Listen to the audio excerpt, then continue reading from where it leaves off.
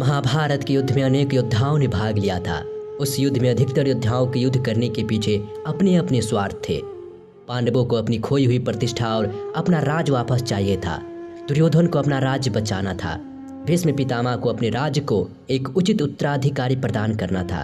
द्रोणाचार्य को दुर्योधन के प्रति अपनी निष्ठा और ईमानदारी का प्रमाण देना था। परंतु उस युद्ध में एक ऐसा योद्धा था जिसका इस युद्ध से कोई लाभ नहीं था सिवाय नुकसान के, और वो योद्धा सूर्यपुत्र कर्ण था। हालांकि कर्ण दुर्योधन का परम मित्र था, परंतु दुर्योधन का कर्ण की मित्रता में भी स्वार्थ था। लेकिन कर्ण का दुर्योधन की मित्रता में कोई स्वार्थ नहीं था, जिसका प्रमाण कर्ण ने अपने मौत को गले लगा कर दिया। अर्जुन के हाथों बाण लगने से कर्ण जब मौत के निकट था तब वह बेहद पीड़ा से गुजर रहा था। उसके मन में ढेरों सवाल था जिसका वो जवाब चाहता था, और अपने प्रश्नों का उत्तर पाने के लिए कर्ण ने भगवान श्री कृष्ण को याद किया। भगवान श्री कृष्ण को अपने पास आने के लिए निवेदन किया। कर्ण के निवेदन पर भगवान कृष्ण उसके पास गए। कृष्ण के समीप आते ही कर्ण ने प्रश्न किया, हे वासुदेव, मेरे मन में कुछ प्रश्न है जिसका उत्तर मैं आपसे चाहता हूँ। कृष्ण ने कहा, पूछो राधे, क्या प्रश्न है तुम्हारे? कर्ण ने कहा, हे माधव, जन्म देते ही मुझे मेरी माँ ने त्याग दिया, क्योंकि मैं माता के विवाह से पूर्व जन्मा था। परंतु एक अवैध पुत्र के रूप में जन्म लेने में मेरा क्या अपराध था? गुरु द्रोणाचार्य ने मुझे शिक्षा देने से मना कर दिया, क्योंकि मैं राधे पुत्र अर्थात सूर्य पुत्र था। क्षत्रिय होते हुए भी मैं क्षत्रिय न था।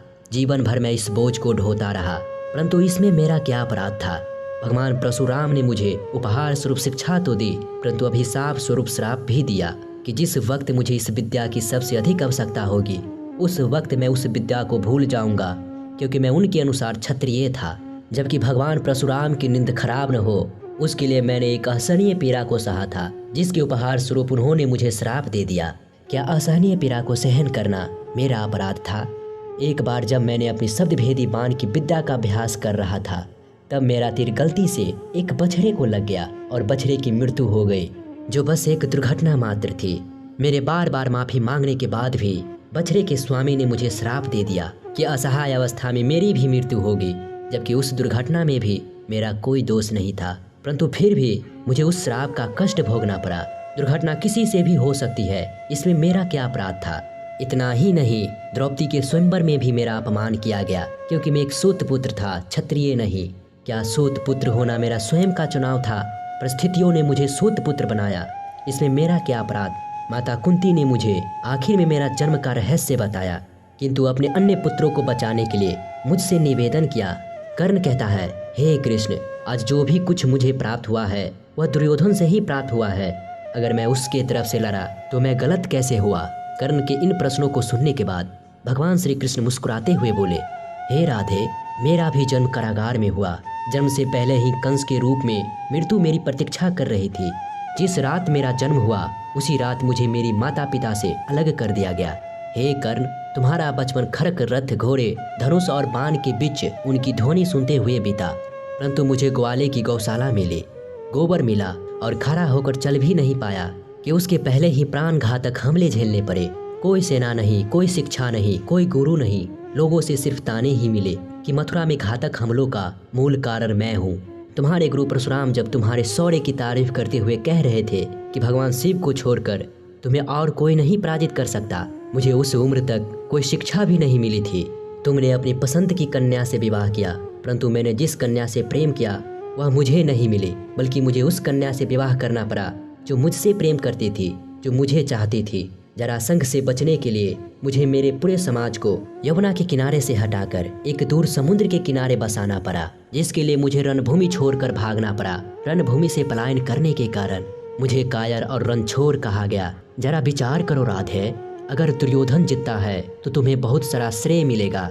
धर्मराज युधिष्ठिर अगर जीतते हैं तो मुझे क्या मिलेगा? मुझे केवल युद्ध और युद्ध से निर्मित समस्याओं के लिए दोष दिया जाएगा। हे राधे, जीवन हर किसी को चुनौतियां देती है, जिंदगी किसी के साथ न्याय नहीं करती। अगर दुर्योधन ने अन्याय का सामना किया तो युधिष्ठिर ने भी अन्याय को भुगता है, परंतु सत्य धर्म क्या है यह तुम भली भांति जानते हो।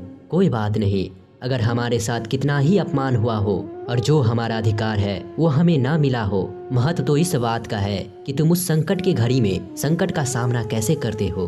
भगवान श्री कृष्ण कहते हैं कि हे राधे, इस पूरे पृथ्वी पर कोई ऐसा व्यक्ति नहीं है जिसे ऐसा न लगा हो कि उसकी समस्या सामने वालों से बड़ी नहीं है। हर किसी को ऐसा ही लगता है कि उसकी समस्या की पोटली सामने वालों की पोटली से बड़ी है, परंतु यह सत्य नहीं होता, क्योंकि हर किसी की समस्या अपने अपने स्थान पर बड़े ही होते हैं। लेकिन इसका मतलब यह नहीं कि तुम गलत मार्ग पर चलकर अपनी समस्याओं का समाधान ढूंढने लगो, क्योंकि हमारी प्रकृति किसी को भी अधर्म के मार्ग पर चलने की अनुमति नहीं देती। और अगर कोई अपनी समस्याओं का समाधान पाने के लिए अधर्म के मार्ग पर चलेगा तो उसका हर्ष तुम्हारे जैसा ही होगा। कर्ण अपने जीवन में बहुत ही दुखी था। उसे लगता था कि उसका जीवन बेहद ही अधिक कष्टों से बीता है, परंतु जब भगवान श्री कृष्ण अपने जीवन की तुलना कर्ण के जीवन से की, तब कर्ण को समझ में आया कि कृष्ण की समस्याओं के सामने मेरी समस्या कुछ भी नहीं है। अंत समय में कर्ण भगवान श्री कृष्ण का यह ज्ञान सुनकर बेहद तृप्त महसूस कर रहा था और शांत मन से कर्ण ने अपने शरीर का त्याग किया। इस कहानी से यही सीख मिलती है कि हर इंसान यही सोचता है कि उसकी समस्या सबसे बड़ी है, वह बहुत सी समस्याओं से घिरा हुआ है, उसकी किस्मत खराब है। लेकिन अगर हम दूसरों की समस्याओं को देखें, उन्हें ध्यान से सुने, तो हमें हमारी समस्या बहुत छोटी लगने लगेगी। अक्सर हम छोटी छोटी समस्याओं को लेकर अपने जीवन और अपनी किस्मत को कोसते रहते हैं, जिसमें से ज्यादातर समस्या तो ऐसी होती है जिन्हें हम थोड़ी मेहनत और अपनी सूझबूझ से समाप्त कर सकते हैं, लेकिन हम उसके लिए भी हमेशा दूसरों से शिकायत करते रहते हैं। अगर किसी इंसान का वजन ज़्यादा है तो वह उसके लिए समस्या है, अगर किसी का वजन कम है तो वह उसके लिए समस्या है। अगर कोई बेरोजगार है तो समस्या है, अगर किसी के पास नौकरी है तो अपनी नौकरी पर मिलने वाली कठिन काम उसके लिए समस्या है। और ऐसा इसलिए क्योंकि जो हमारे पास है हम उसे स्वीकार नहीं करते, हम नकारात्मक दृष्टिकोण से देखते हैं और उसमें भी कमी निकालते रहते हैं और दुखी होते रहते हैं। इस दुनिया में ऐसा कोई इंसान नहीं जिसके जीवन में समस्या नहीं है, और ऐसा कोई भी दिन ऐसा आने वाला नहीं है जिस दिन हमारे जीवन से सारी समस्या, सारी कमियां समाप्त हो जाएगी। समस्या तो हमारी आखिरी सांस तक हमारे साथ रहने वाली है। इसलिए आपको अपनी समस्या को नकारात्मक दृष्टि से नहीं बल्कि सकारात्मक दृष्टि से देखना चाहिए और उसका समाधान करना चाहिए। समस्या का सामना करने का एकमात्र नियम है कि हमें उस समस्या को स्वीकार करना ही पड़ेगा और फिर उसके समाधान के लिए उचित कदम उठाना ही पड़ेगा, क्योंकि समस्या से बचने का यही एकमात्र तरीका है कि उसका समाधान कर दो। तो दोस्तों, अगर आपको कर्ण और कृष्ण के इस संवाद से कुछ सीखने को मिला हो तो कमेंट करके जरूर बताइएगा। अगर आप पहली बार हमारे इस चैनल पर आए हैं तो वीडियो को लाइक और चैनल को सब्सक्राइब करके ही जाइएगा। मिलते हैं किसी और कथा में। धन्यवाद।